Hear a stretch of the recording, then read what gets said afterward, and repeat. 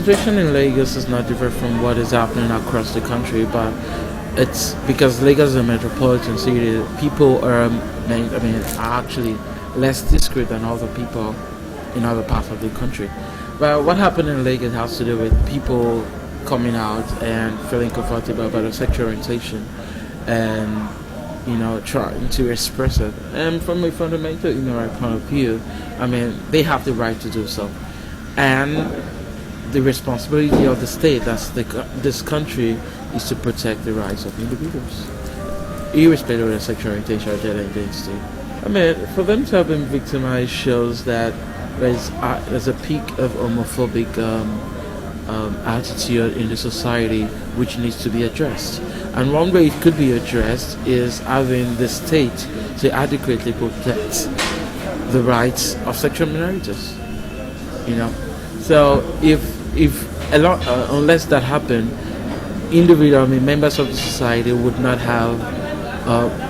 be cautioned to respect other people's rights.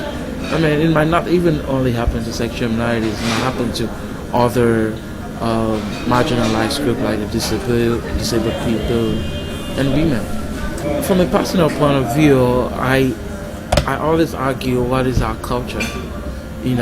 Is it what we perceive to be right, or is it what is right in the right sense? So as an activist, I have a very different point of view, which could be complicated. So I usually do not always discuss culture, because I feel that culture has to do with the individual. What you do in your home is different from what I do in my home, and that's my culture. I feel that it's hypocritical to say that it's not in our culture, because going down the lane, homosexuality exists in the Nigerian culture. It does exist. It existed even before the during the pre-colonial era, and this was the time where the Europeans are not here.